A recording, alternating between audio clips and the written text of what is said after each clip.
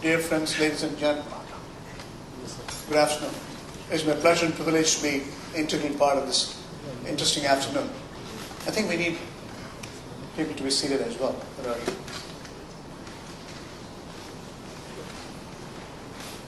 With the changing face of the world, extraordinary set of changes happening. From here, I'm going to drive across to Washington, D.C. to attend the International Monetary Fund meetings. In the next couple of days, it's going to commence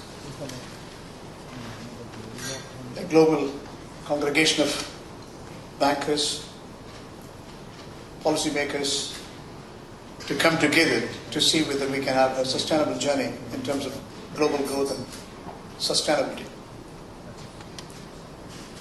We recognize we live in a changing world. Even after 8 years of financial crisis, we haven't achieved the momentum what we aspired for. We recognize when Bastion collapsed or Lehman Brothers was bankrupt, it was a liquidity crisis. Liquidity crisis moved into a funding crisis moved into a solvency crisis and sovereign issue. Financial economies are still reeling under pressure. Real economies are redefining the scope and performance. Communism has changed. Capitalism is altering its form and substance. Mixed economies are redefining. What we started as quantitative easing, printing money, improving the money supply. The hard money was transcending borders, inflating the world. We started recognizing the housing market is recovering. We also recognize we need to have a full-scale inflation to have sustainable growth. America started printing money. Quantitative easing 1, 2, 3. Now it's a different spree. Rising the interest rates in the last 8 months, 3 times, possibly again. The gradual recovery is visible, gradual interest rate hike is also visible. But inflation is not to desired levels. Sustainable growth again is an issue. If you look at a global growth, IMF outlook is around 3.5%. That was July numbers. It remains to be seen tomorrow when they publish the outlook for global growth, what sort of momentum we can aspire for. It's not going to be deviant from 3.5 to 3.6%. Advanced economies are grossly underperforming, aggregating a maximum growth of 2%. If I look at the split, America is said to be reporting around 2.1%. UK, with the Brexit and full-scale execution of the offering, possibly they might be doing around 1.7%. Gone are the days when they were having high 2 ends.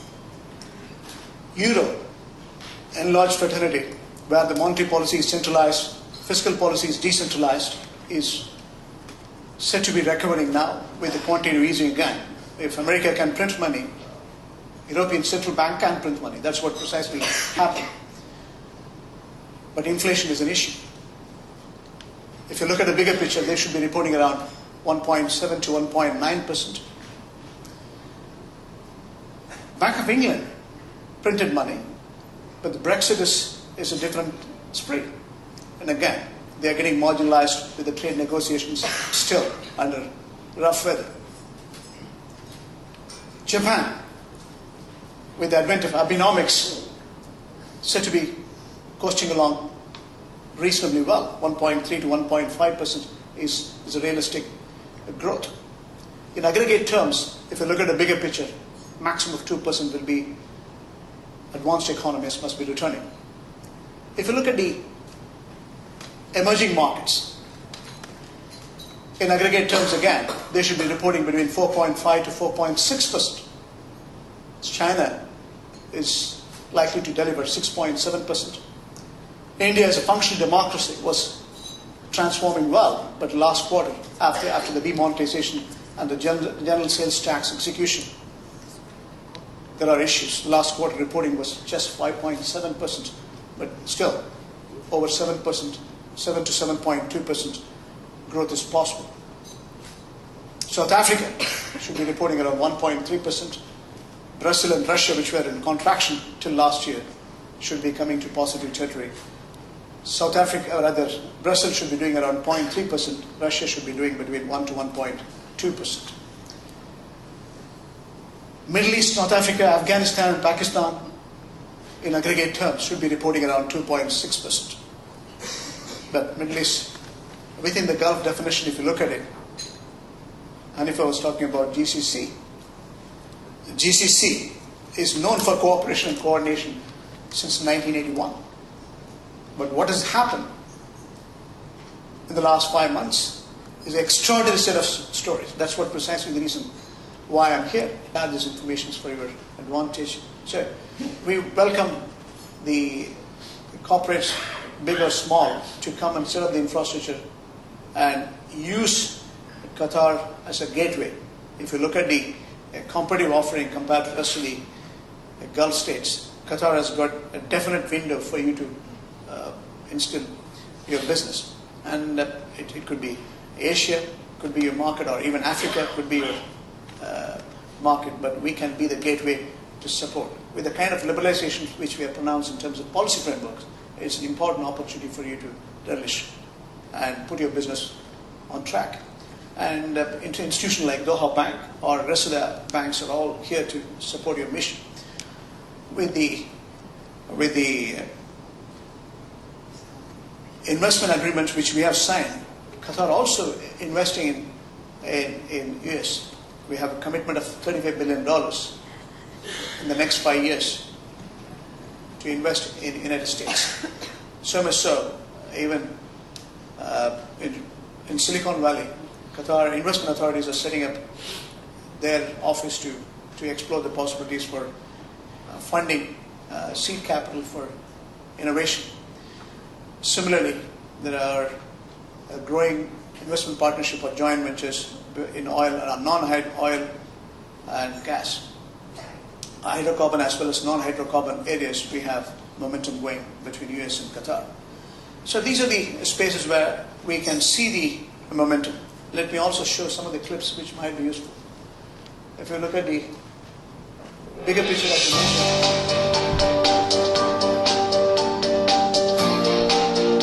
it was reinforced in October 2015.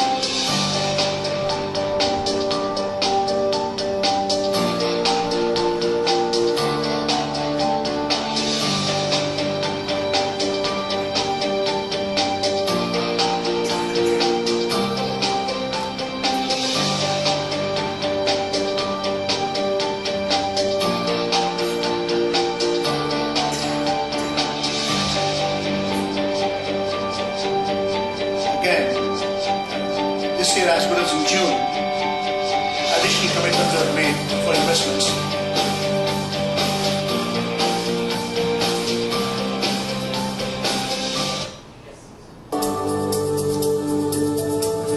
As you know, that Empire State Building,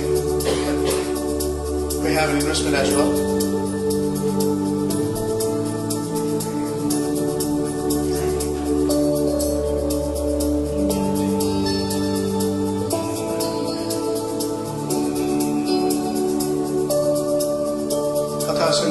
Qatar Airways celebrated 10th year. So, Qatari flag color is being displayed. Symbol of true partnership. And opportunities, as I said, it comes in multiple forms. On the fiscal side, government reforms, investment side, SME side, infrastructure and manufacturing space. Now, within 72 hours, you can set up your business. There's a new window created. Within 3 days, you can set up your business. That's the kind of assurance Qatar government has given. And it's a public-private partnership model. And I think you should explore. We have designated liaison offices we have created as an institution as such, because of very strong ties we have with many institutions from US.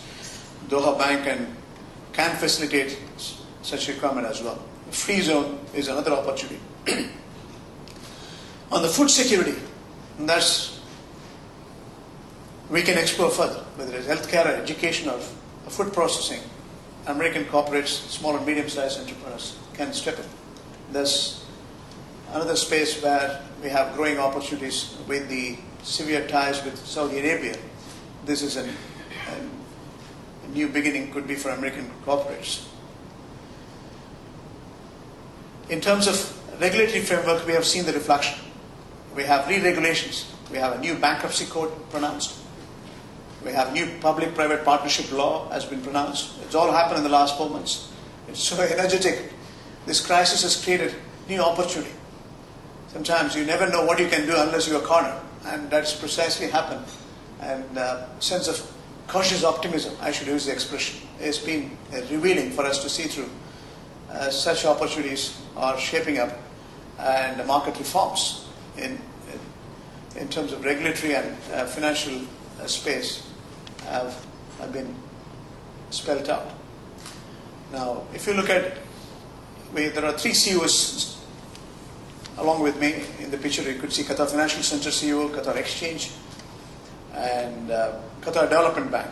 We reassured to the market on 16th of August last month, rather a couple of months before, to tell very clearly what sort of changes we have brought in and how it's going to be a business enabler. A financial center is a telling story. I can play this video. I will quickly go to. This is a re-regulation. My colleagues talk This is the Qatar Exchange about CEO. the new product like ETFs, but also we are coming out of the exchange-traded funds. These Qatar products like margin trading, capital market, if you look at it, selling, liquidity price to provision, earning is less than 10 market times, price to book value is less than all 2 these times. are needed for the local. You have a minimum investment return of 8 to 9%. That's the kind of opportunity which has come. So the Qatar Exchange CEO, Rashid Mansouri, has been trying to reassure to the public as well. And very soon we are going to announce the exchange-traded funds. You don't need to invest in individual scripts. We have exchange-traded funds for top 20 companies, whether banking or insurance or petrochemicals or real estate. We have the know-how to measure, manage, and give you the guaranteed return plus a foreseeable outcome will be not less than 7 to 8%, but we are guaranteeing around 300% return. And that's an opportunity perhaps you should explore. That will be very soon reaching out to the market. Qatar Development Bank, again, it's very promising. As I said, the market liberalization which they pronounced, the seed capital which they are reassuring, the details we can share it across.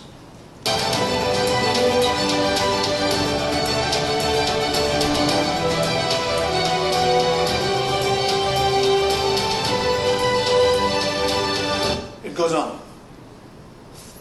So there was yesterday there was a message in Bloomberg whether one tweet from UAE came whether Qatar is going to host 2022. It's very much on track, and Qatar has reassured that it is absolutely capital work in progress, are all on to see that all this infrastructure committed will be delivered within the standard time. The material supplies have been realigned and the construction is close to completion. So 2022 is very much on. This is it.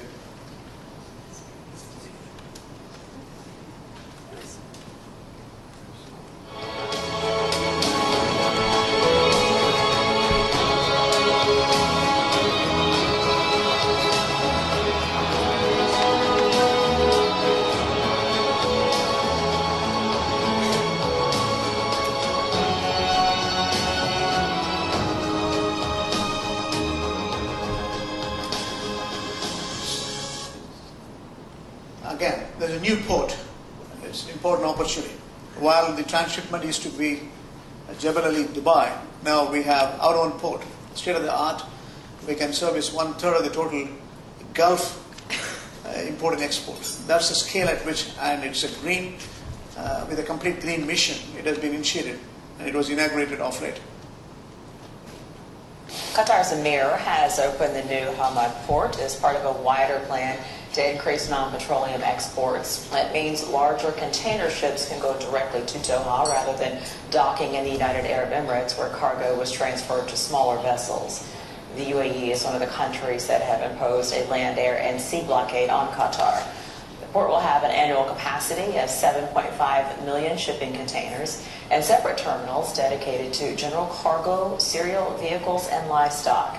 It's expected to be fully operational by 2020. The existing Doha port will then be transformed into an international cruise ship terminal. So, it has fallen in place. It was work in progress nearly for 3 years. Now, this crisis has turned out to be an important opportunity now. We got it inaugurated. It was close to conclusion when the crisis happened. Now it's fully functional, and it's taking a good amount of volumes now.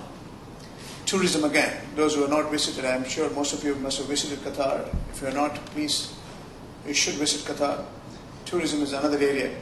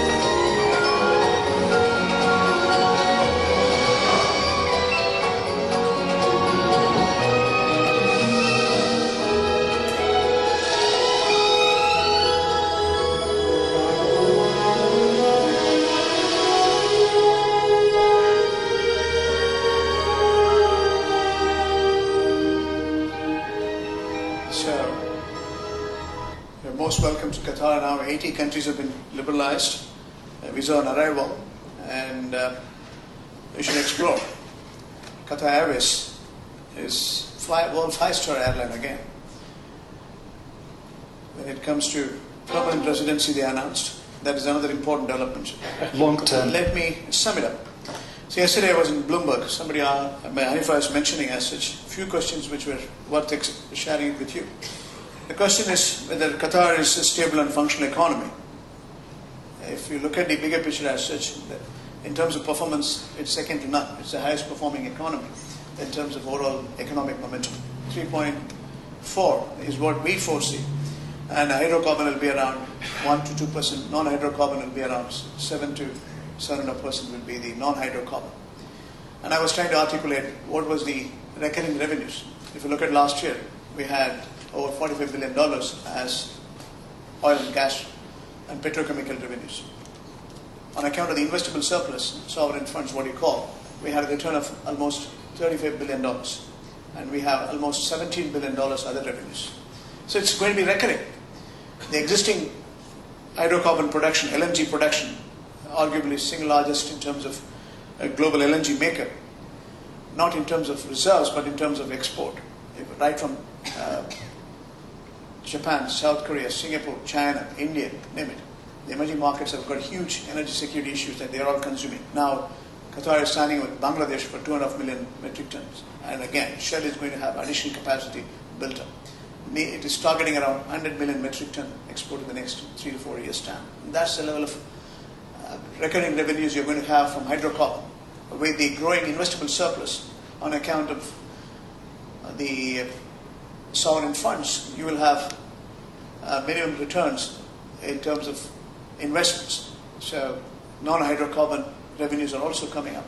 So economic stability or financial stability is not an issue at all. When it comes to opportunities in terms of setting up your business, it's a bigger opportunity as a country which recognizes the policymaker of US, definitely recognizing human rights, definitely recognizing social justice. It's absolutely building a knowledge society, and that's a bigger advantage in working with Qatari policymakers. So you have a growing relationship between US and Qatar, which is built over the last 22 years.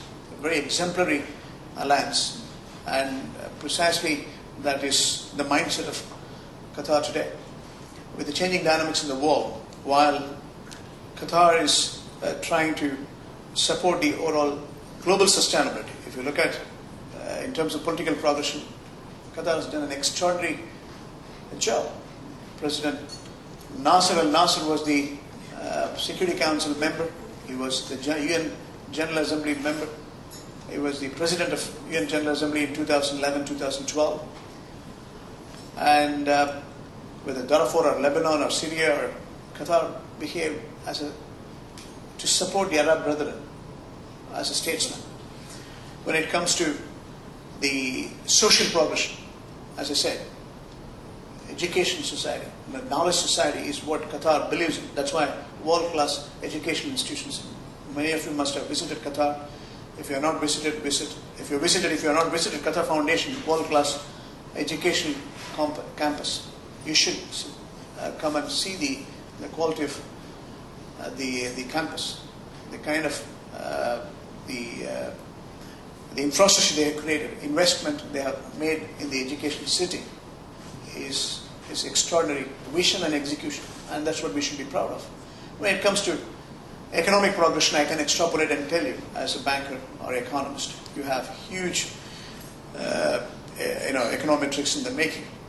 After all, it's commodity driven, and enough reasons to believe a small population of 300,000 indigenous local Qataris with over 100 million, rather 100 different nationalities coming together, over 2 million population is contributing to the economic momentum. Whether it is political progression or social progression or the economic progressions, it's going to be a telling story for coming years as well. So Qatar and US can work together. We can build this relationship, we can build this partnership, trade or investments, banking or finance for mutual advantage. Thank you, ladies and gentlemen, for your kind attention. And if you have any specific questions, I can respond. We have 10 minutes. We'll disperse for lunch at 1 o'clock. Any specific questions? Yes, please. Yes. Yes, thank you for your marvelous presentation. Yes. Can you pass the mic? You have a hand mic? Yes.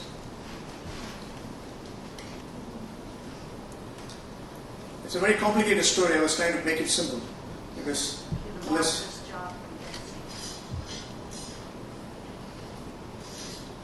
Thank you for your marvelous presentation, and also for showing that your country that you're representing is so advanced in its thinking and its social ideas and technology ideas. Could you tell us when you think the blockade will be finished? Well, there are definite reasons why the blockade was defined. We don't know. There were defining moments. It could have been diffused. It's unlawful, the blockade itself. It's an act of war in submission. I wish it gets so much disturbance in terms of interpersonal relationships. They're interconnected in terms of families within the Gulf states. It's a pain. Everyone is expecting the Kuwaiti leadership and American leadership to resolve this issue. And Kuwait plays a very neutral role and good statesman role. And America is also trying to diffuse the crisis. The earlier the better.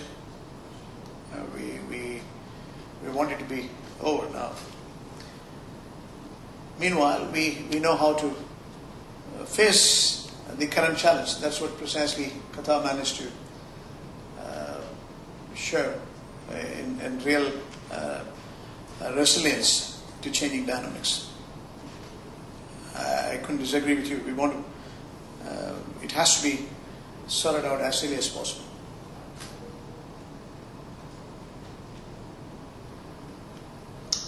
It took 2 weeks.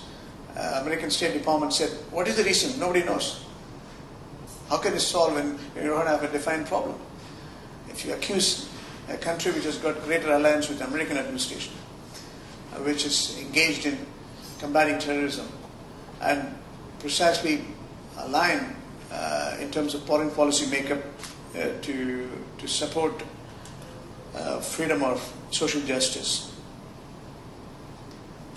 and accuse Qatar, it is totally uncalled for.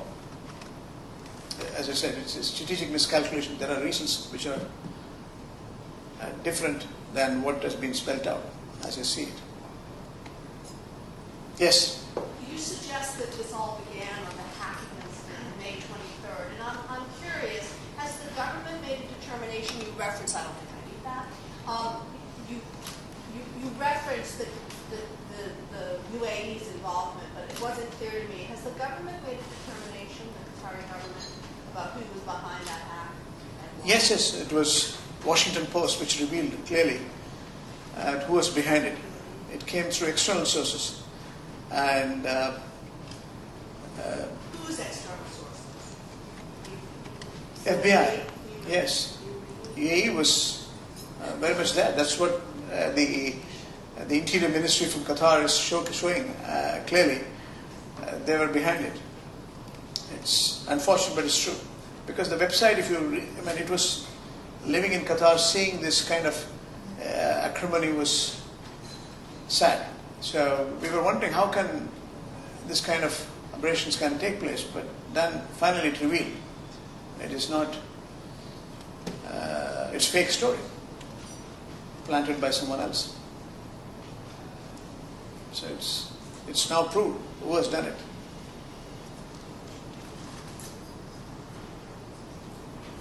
Yesterday there was a tweet, it was in Bloomberg, saying that so give up World Cup, the crisis will be diffused.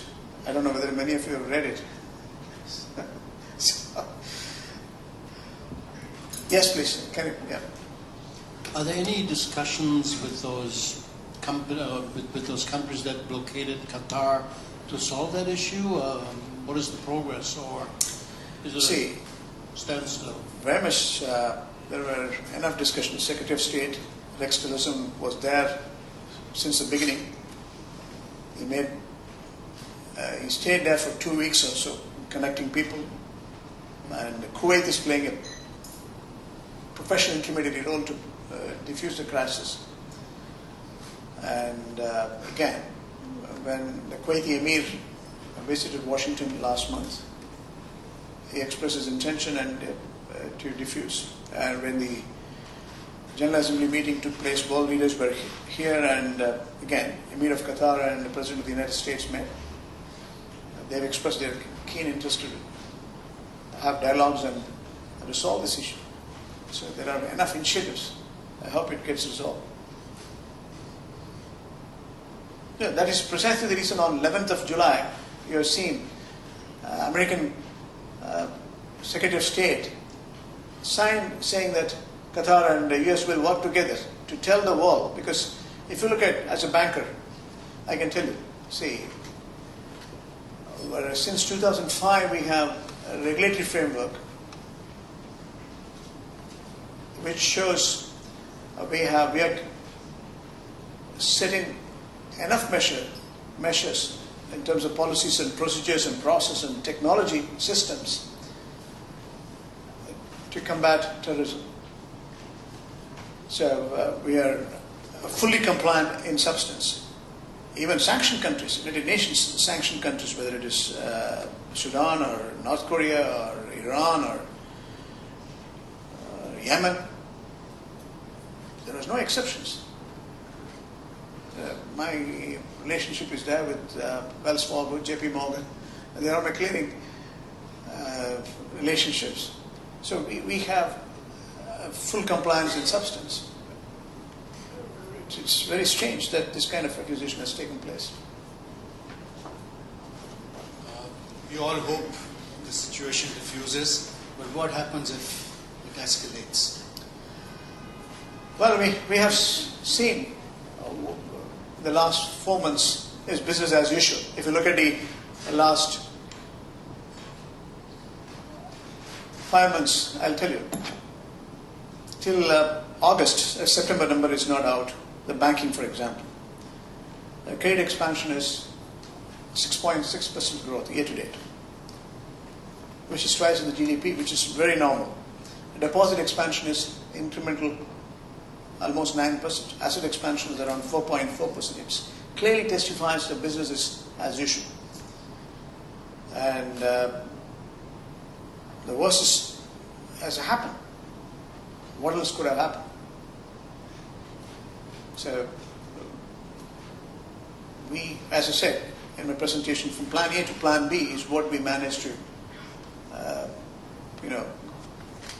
go through. And we showed our resilience in terms of financial stability as well as operational logistics. And we have taken policy measures which are transformative.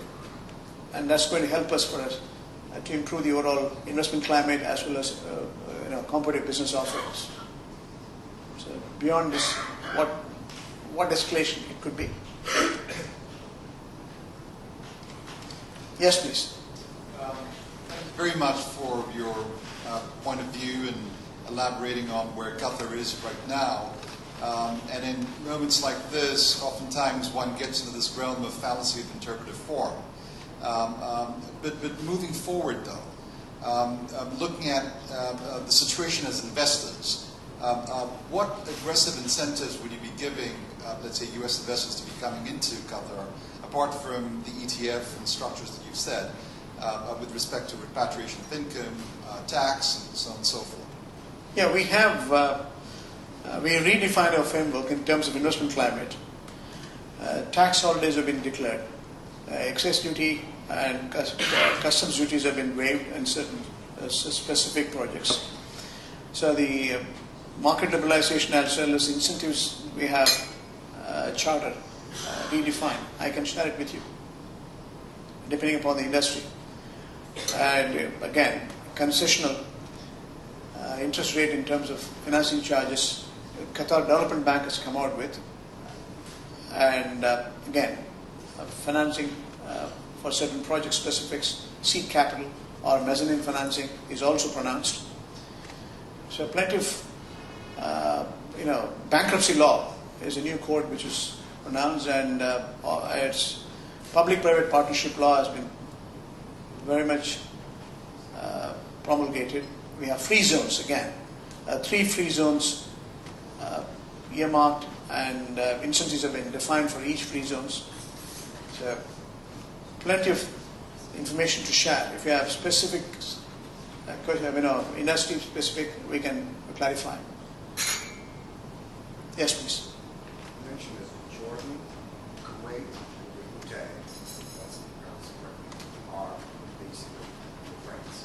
Are there any other countries in the Middle East that are moving towards you? Say it again. So you said that Jordan, Kuwait, and Djibouti are your friends in the Middle East at the moment. And are there any other countries? Oman is Oman fully in line with our considered vision. Kuwait is neutral. It's trying to mediate and try to, bring this GCC, coordination together again.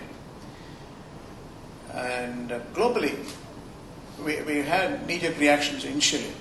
Even we have relationship across the globe, right from Australia to Toronto. I think the Qatar government did a good job in meeting them, explaining our stand. That has helped to understand the dynamics of our vision and execution. So if you look at the global partnership which Qatar was building over the years, Qatar is a very differentiated vision. It has a very differentiated vision. Since 1995, when the Father Hamid took over, and the transformation was very much there in building a knowledge society or supporting the empowerment of human capital. So I think we don't have serious issues across the globe. Only in the neighbors, this kind of strange diplomacy.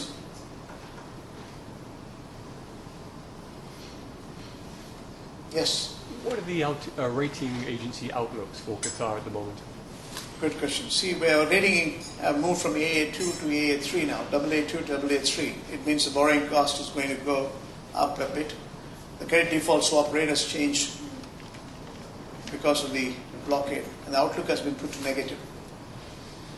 Now, if you look at the recent IMF report, which has come a couple of weeks before, it clearly says it was overestimated. The crisis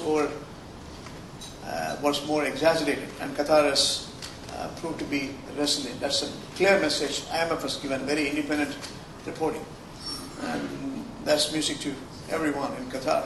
And which is true also, as I said, if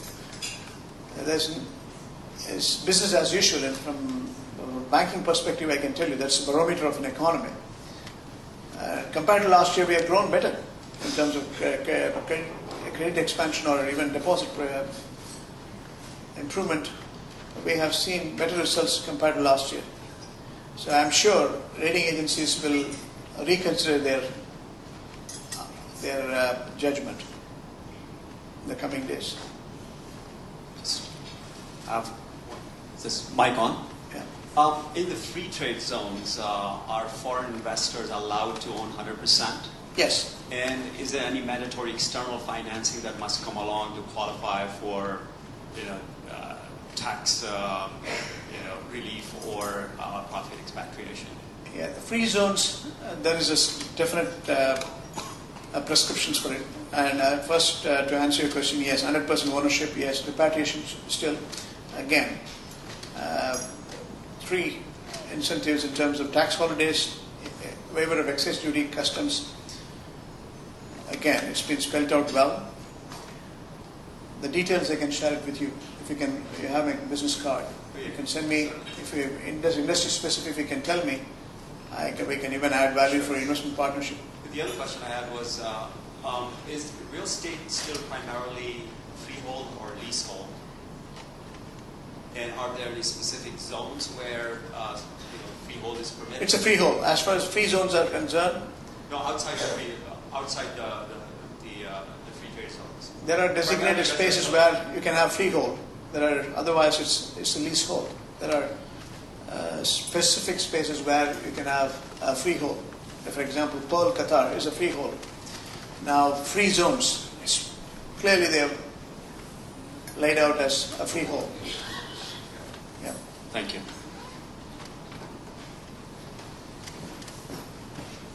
Any other questions? Good. So let me conclude.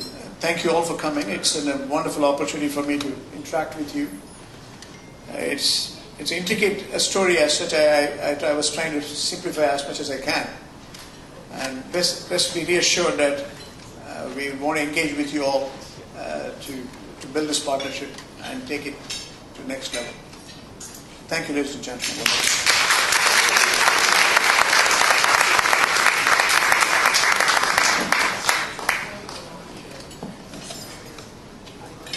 Bon appétit, everybody. Of Qatar said on Wednesday that its official state news agency had been hacked. False statements attributed to its ruler had been posted. The statement was made on the official news agency's Twitter account. It asked the media not to publish the remarks that had been posted earlier. A story had run earlier on the agency's website, quoting a speech by Sheikh Tamim bin Hamad Al Thani, Qatar's ruler. The website quoted him on his country's relations with U.S. President Donald Trump and Iran. It started with cyber hacking on May 23rd. The Qatar official website, there was an absolute hacking and falsified stories by the ruler commenting on the rest of the Gulf neighbors. Independent investigation revealed it was hacked and information were filtered. by the neighboring countries. Now, if you understand the geography of Qatar, let's go back to, this is Qatar. Can you play this video? It's not cutting through. Just enter.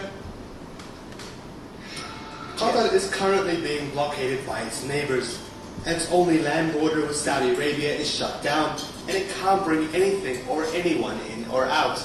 It's also been blocked from using the airspace or ports of Saudi, UAE, Bahrain, and Egypt. Qatar's economy relies heavily on importing food, exporting oil and natural gas, and air travel. So what does this all mean, and how is it impacting the country? This is what things used to look like. Qatar used to bring $1 billion worth of food and raw materials by land through its only border with Saudi Arabia. Its biggest imports like cars and aircraft equipment would be dropped off by cargo ships to Dubai and Abu Dhabi before being shipped to its own ports. And its oil and gas shipments would head through these same two ports to get to its clients in Japan, South Korea, India, China, and the UAE as well. Its airline, Qatar Airways, is one of the biggest, and its airport connects flights heading all over the world. So what has changed? For one thing, it can't bring in food from Saudi Arabia anymore, leaving a shortage of basics like water, sugar, meat, and vegetables. It's now getting some of it from Jordan, and relying on large food flights from Turkey and Iran. Qatar says it's looking as far as Brazil and Australia for regular food imports in the future. Its major exports have also taken a hit, with some international carriers refusing to send ships straight to its ports. Instead, it's now bypassing the boycott altogether and sending its oil and gas through ports in Oman. It's actually still sending natural gas to the UAE despite the blockade, which could sway the Emiratis into easing restrictions. Finally, with hundreds of daily flights to its neighboring countries now cancelled and restrictions imposed on where it can fly, Qatar is having to reroute all of its flights through Iran and Oman, making its flights to Africa, Europe, and South America much longer. Qatar's finance minister says the country has enough money in the bank to survive this diplomatic crisis. But how long can it last? How long it will last? That's the issue. On June 5th, when it happened, it was a road chop, as I said to everyone. The only land space is connected with Saudi Arabia. It's a strategic miscalculation by the neighbors. They thought it's if they block the airspace, if they block the land space, if they block the sea space, and that's the end of it. And precisely they did. So Qatar has to realign from plan A to plan B in terms of supply chain. The logistics has to be redefined. That was a bigger challenge. And precisely Qatar managed it extremely well. It proved to be absolutely arrested. First few days, it was immediate reactions by the common man. It has disturbed the operational routines, daily walk of life. But we managed to instill confidence. We had run on the banks to start with. First few days, huge drain in terms of deposits. Qatar has to pump additional money by liquidating some of the investments or even using the extraordinary reserves. Mind you, Qatar is a rich country, over $340 billion as sovereign funds, over $40 to $45 billion in terms of central bank reserves plus gold. That's twice of the GDP. If this is the economic and financial stability, it's a question of time where they can put back on track. That was the confidence. Precisely what happened. Qatar managed to accept the reality and start pumping the local market liquidity. The banks were back on track in a few days' time. And precisely, it is stable and functional. So, this is a story, very interesting story. What happened next is interesting. Let's move on. The country. Cyber hacking happened. The bigger picture is, it comes from the Ministry of Interior. تقوم وزارة الداخلية بالتعاون مع وزارة الاتصالات ومصرف قطر المركزي بتحديد الإطار القانوني والرقابي العام الذي يراقب ويحمي المصالح الوطنية بفاعلية. لقد وضعنا نظاما رقابيا صارما للإجراءات الأمنية وقمنا بتدريب مكثف لموظفي أمن المعلومات. We managed to confirm this is act of neighbors.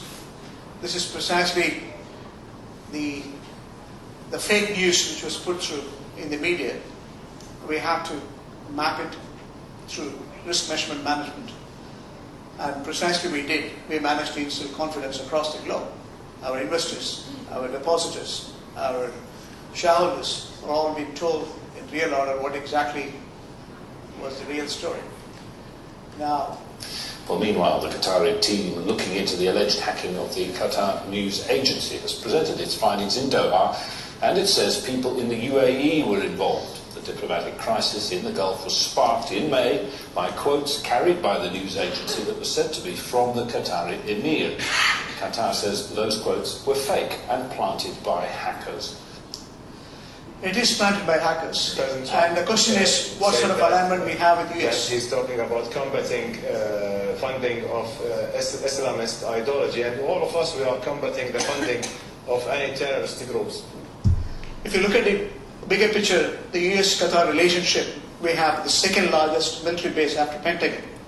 We have the world-class education, well-founded by Americans. Qatar's education city, if you look at it, Qatar Foundation, you have Texas A&M, Virginia Commonwealth, Georgetown, Carnegie Mellon. Name it, world-class education. And again, policy institute like Iran, cohesively administering the social justice, freedom, functional democracy between Qatar and US. So it is a very strong alliance, but it was misconstrued to start with. Finally, I think the world at large has realized Qatar is a country of great substance and substantive compliance. That's what we need to clarify across the globe. And what's this? You know that not too long ago I announced that I was going to increase 24 new destinations. I couldn't do it because I had capacity restraints. Now that we have released capacity from the 18 destinations that we have been barred illegally from operating, we are now going to accelerate the other regions of the world where we feel that we will mitigate the reduction in passenger numbers from these 18 destinations. Well, so Qatar Airways has a robust plan B to continue our march ahead. Plan B, that is what we all have to engage. The business has to be remodeled from plan A to plan B. Banking business, as I run, I have to go across to a different model. We have had, as an institution, Doha Bank has got cross-border operations in Dubai and Abu Dhabi. So when you have the neighbors withdrawing the deposits, we have to pump additional liquidity. But it was, fixed in a few days' time. It's measurable, manageable, and controllable. That's what we realized, and we managed to make sure Plan B works in all dimensions. Let's move on. Watch this. This is the finance minister coming. It's a big economy. It's almost, we're talking about almost a $200 billion GDP of the state of Qatar. We are very much well-diversified economy. If you look at our energy sector and where we stand on this, that's also been, things are business as usual, so it's moving very well. If you look at where we stand in food securities and what things happening inside the country, I think you're now in Doha, you've been here for a few days, and you told me just before that you're going to spend another 3 or 4 days here. I'm more than happy to take another interview after 2 This 3 was days. after a week from the day of crisis. The finance minister is giving explanation to CNBC. Look at the business. Let's move on. Another issue I know you all are keeping a very close eye on is Qatar. So I want to give you an update on that right now. Since the embargo was first enforced on June the 5th, the Secretary has had more than 20 phone calls and meetings with Gulf and other regional and international actors. The interactions have included 3 phone calls and 2 in-person meetings with the Foreign Minister of Saudi Arabia, 3 phone calls with the Foreign Minister of Qatar, and 3 calls with the Qatari Emir. Numerous other calls have taken place with the leaders of UAE, Oman, Kuwait, Bahrain, and others. Now that it's been more than 2 weeks since the embargo started, we are mystified that the Gulf states have not released to the public, nor to the Qataris, the details about the claims that they are making toward Qatar. The more that time goes by, the more doubt is raised about the actions taken by Saudi Arabia and the UAE. At this point, we are left with one simple question. Were the actions really about their concerns regarding Qatar's alleged support for terrorism, or were they about the long-simmering grievances between and among the GCC countries?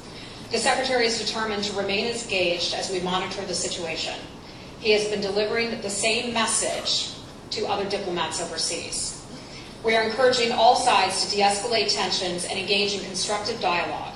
We once again call on all parties to focus on the core regional and international goal of fighting terrorism, to meet the commitments that were made in Riyadh, Saudi Arabia, and to constructively resolve this dispute. Very interesting. From 5th June to 20th June, there were no real list of demands. That's why the expression mystified. Is it a real plan? Do you have substantive proof to show Qatar was engaged in terrorist financing? That's the question. Till date, there's no clarity on it. If you look at a bigger picture, Qatar policy framework in terms of, as I said, social justice and functional democracy or freedom or human rights is in consonance with the United States. So it is illogical on the part of other countries to make such an accusation. There's no substantive evidence to showcase. That's why they were keeping quiet. Then suddenly they throw on 23rd of June 13 demands, including closure of the media like Al Jazeera. That's not practical. It's not realistic. So Qatar refused to accept, challenge their sovereignty or freedom, functional democracy. So the bigger picture is to recognize there's no substance in the overall blockade. The siege countries have no concrete evidence to accuse Qatar.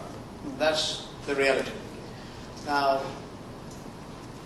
13 demands, as I said, was put through, and Qatar was managed to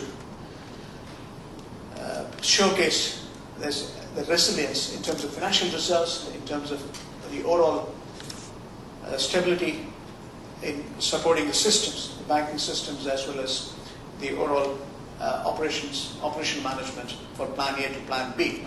And that's what we showcase here. Subsequently, the central bank governor, myself, as a leading banker, we gave commentaries in various financial media. So the politics is over. In terms of true economics, the intrinsic value of the economy has been showcased. Qatar imports have gone up, and trade becomes net surplus in June or July or August. And we have moved from Plan A to Plan B. Our transshipment used to be from Jebel Ali. It moved to Sohar.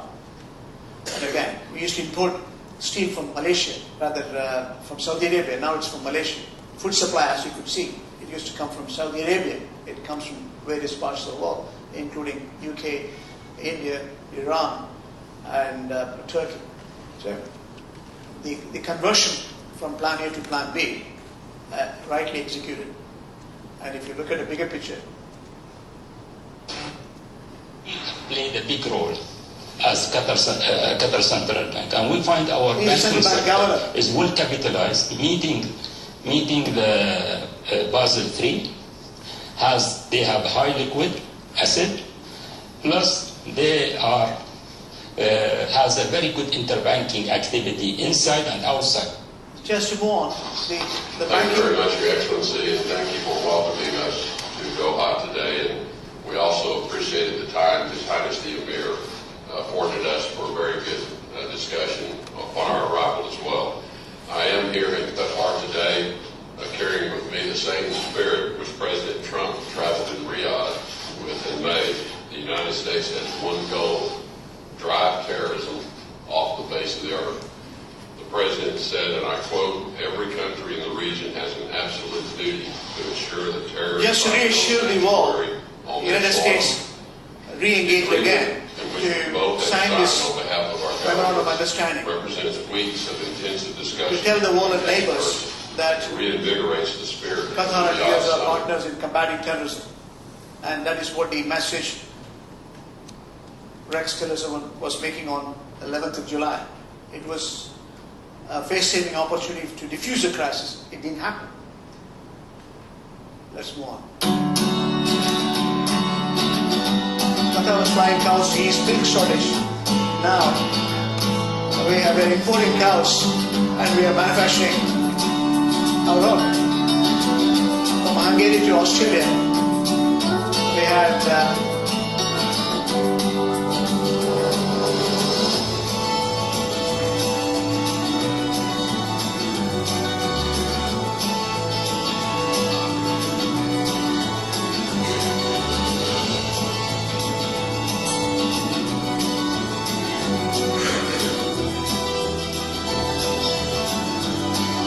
they're all imported.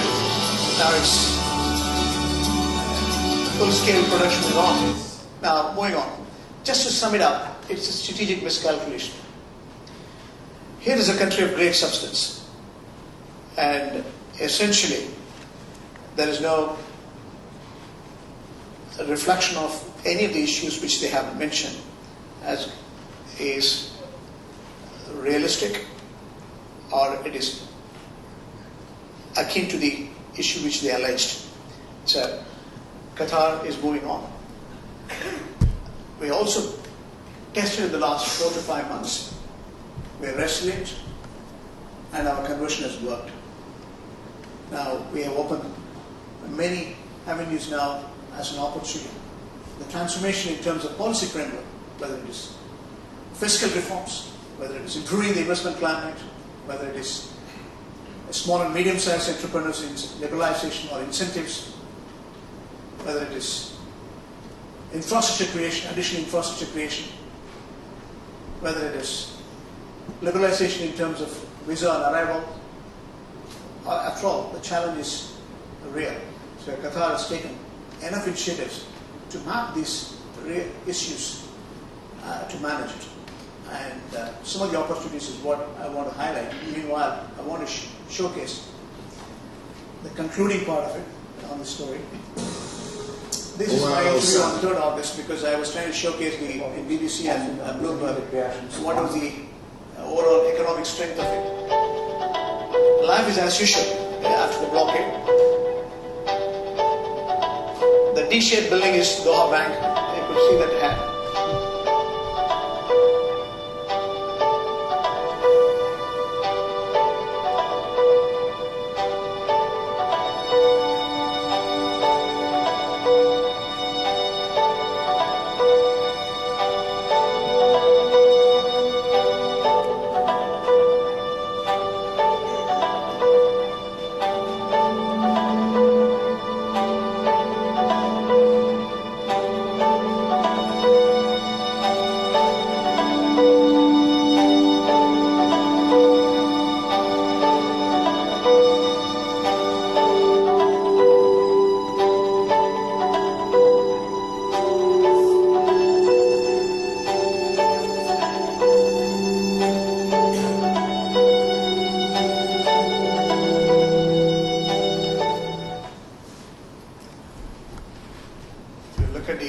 Bigger picture.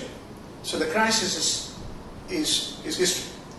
What we have now is an opportunity. The blockade has proved to be a crisis. It turned out to be a bigger opportunity. Let me explain to you what are the various opportunities. How Qatar-US business relationship in bilateral terms is moving up. If you look at the bigger picture, over 105 US companies are operating in Qatar. ExxonMobil, ConocoPhillips, Chevron, name it. However, $100 billion worth of investments are already made by US. And in turn, there were economic partnership to improve the investment climate in bilateral terms. Qatar has engaged since 2002 onwards. If you look at the bilateral trade, it's nearing at over $6 billion. We're importing the aircrafts, the vehicles, and again, electrical machineries, name it. We're exporting a bit of petrochemicals, LNG.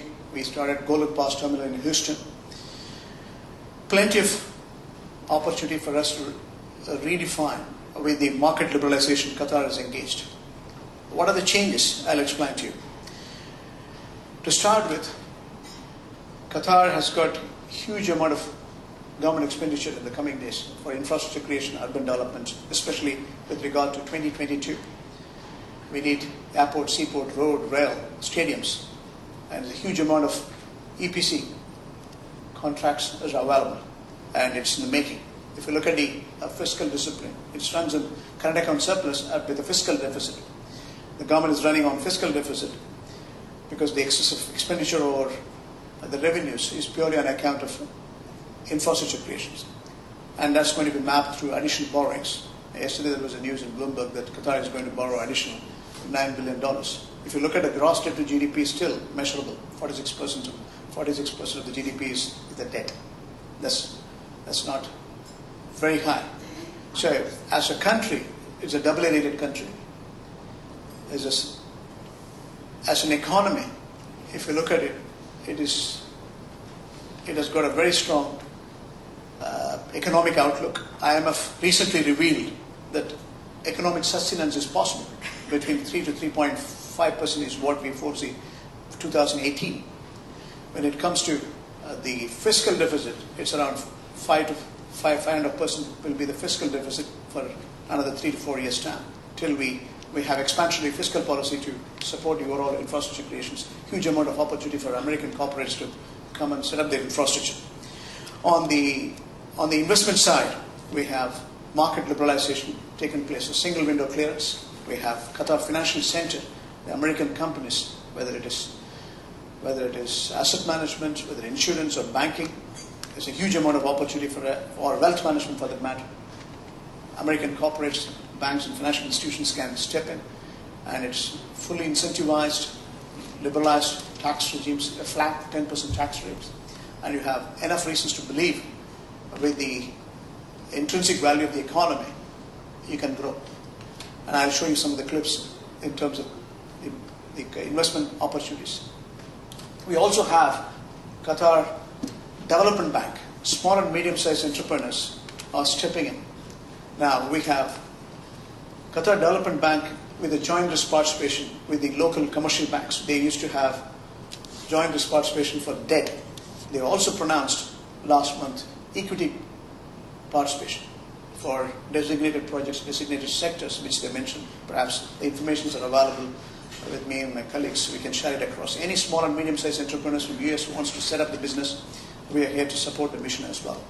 So equity or debt, if you're a small and medium-sized entrepreneurs, we are here to facilitate.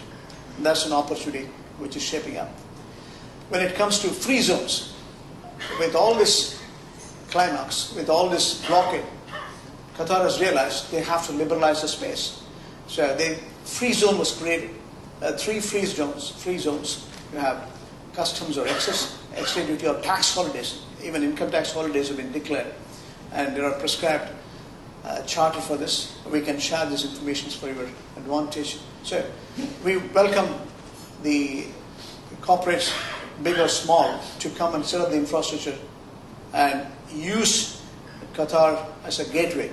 If you look at the competitive offering compared to the rest of the Gulf states, Qatar has got a definite window for you to instill your business. And it could be Asia, could be your market, or even Africa could be your market, but we can be the gateway to support. With the kind of liberalization which we have pronounced in terms of policy frameworks, it's an important opportunity for you to relish and put your business on track.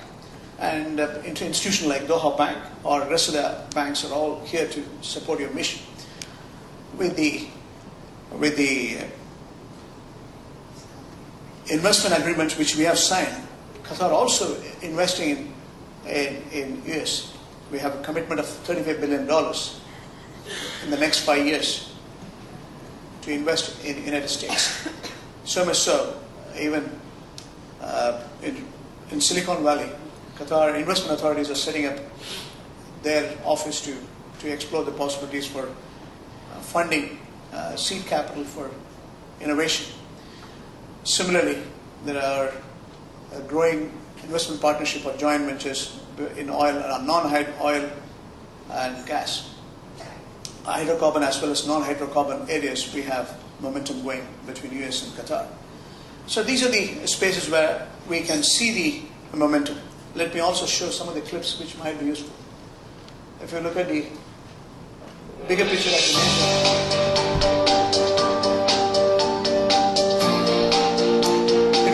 close in October 2015.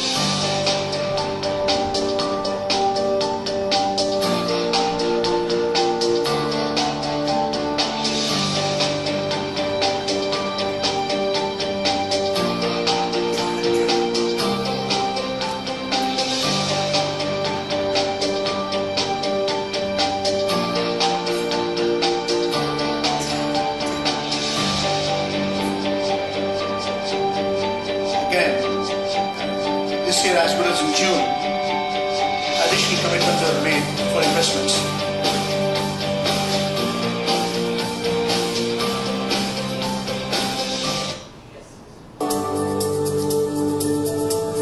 As you know, the Empire State Building, we have an investment as well.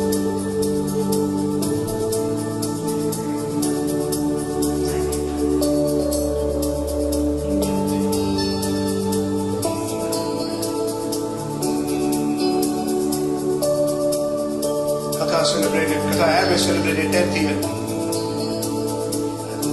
So, Qatari flag color is being displayed. Symbol of true partnership. And opportunities, as I said, it comes in multiple forms. On the fiscal side, government reforms, investment side, SME side, infrastructure and manufacturing space. Now, within 72 hours, you can set up your business. There's a new window created. Within 3 days, you can set up your business. That's the kind of assurance Qatar government has given. And it's a public-private partnership model. And I think you should explore. We have designated liaison offices we have created as an institution as such, because of very strong ties we have with many institutions from US. Doha Bank can facilitate such requirement as well. The free zone is another opportunity. On the food security, we can explore further, whether it's healthcare or education or food processing. American corporates, small and medium-sized entrepreneurs can step in. There's another space where we have growing opportunities with the severe ties with Saudi Arabia. This is a new beginning, could be for American corporates. In terms of regulatory framework, we have seen the reflection. We have re-regulations. We have a new bankruptcy code pronounced. We have new public-private partnership law has been pronounced. It's all happened in the last 4 months. It's so energetic. This crisis has created new opportunity. Sometimes you never know what you can do unless you are cornered. And that's precisely happened. And a sense of cautious optimism, I should use the expression, has been revealing for us to see through. Such opportunities are shaping up, and the market reforms in terms of regulatory and financial space have been spelled out. Now, if you look at, there are 3 CEOs along with me in the picture. You could see Qatar Financial Center CEO, Qatar Exchange, and Qatar Development Bank. We reassured to the market on 16th of August last month, rather a couple of months before, to tell very clearly what sort of changes we have brought in and how it's going to be a business enabler. A financial center is a telling story. I can play this video. I will quickly go to. This is a re-regulation. My colleagues talk This is the Qatar Exchange CEO. about the new product like ETFs, but also we are coming out of the exchange-traded funds. These Qatar products like margin trading, capital market, if you look at it, selling, liquidity price to earning is less than 10 times, price to book value is less than all 2 these times. are needed for the local. You have a minimum investment return of 8 to 9%. That's the kind of opportunity which has come. So the Qatar Exchange CEO, Rashid Mansouri, has been trying to reassure to the public as well. And very soon we are going to announce the exchange-traded funds. You don't need to invest in individual scripts. We have exchange-traded funds for top 20 companies, whether banking or insurance or petrochemicals or real estate.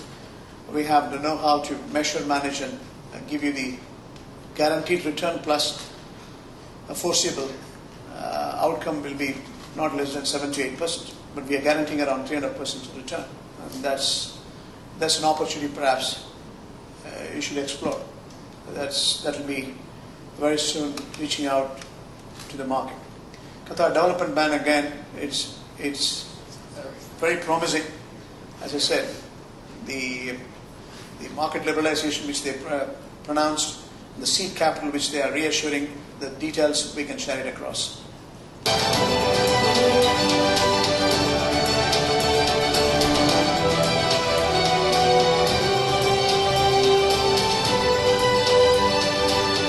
It goes on. So there was yesterday there was a message in Bloomberg whether one tweet from UAE came whether Qatar is going to host 2022. It's very much on track, and Qatar has reassured that it is absolutely capital work in progress, are all on to see that all this infrastructure committed will be delivered within the standard time. The material supplies have been realigned, and the construction is close to completion. So 2022 is very much on.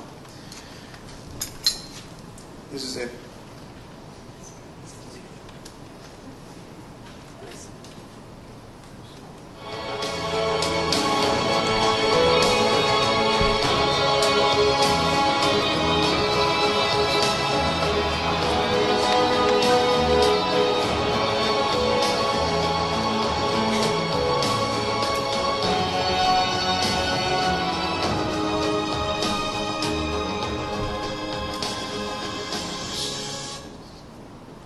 Again, there's a new port.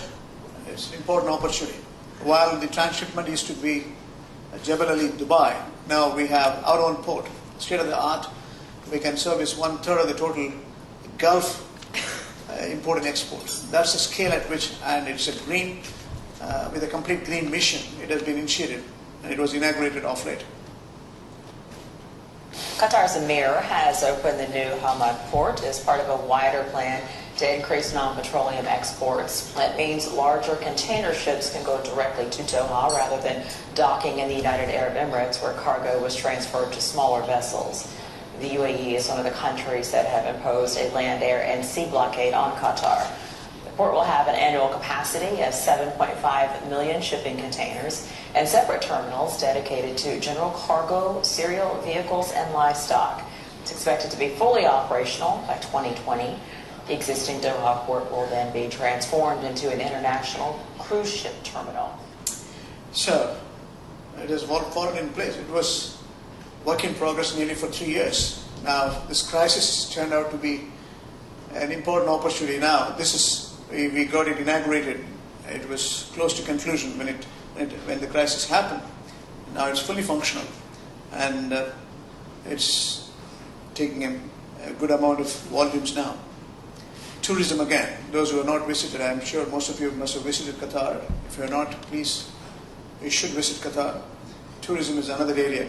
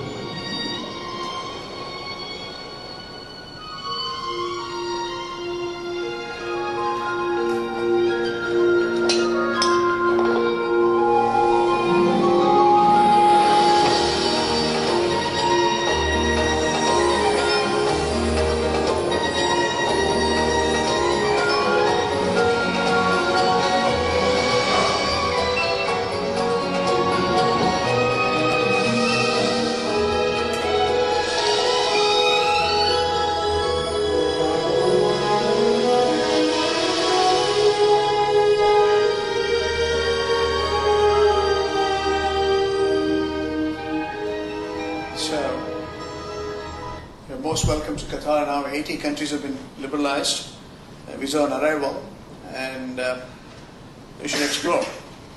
Qatar Airways is world 5-star airline again. When it comes to permanent residency, they announced that is another important development. Long term. Let me sum it up. So yesterday I was in Bloomberg. Somebody, Hanifa was mentioning as such a few questions which were worth sharing it with you. The question is whether Qatar is a stable and functional economy. If you look at the bigger picture as such, In terms of performance, it's second to none. It's the highest performing economy in terms of overall economic momentum. 3.4 is what we foresee. And hydrocarbon will be around 1 to 2%. Non-hydrocarbon will be around 7 to 7.5% will be the non-hydrocarbon.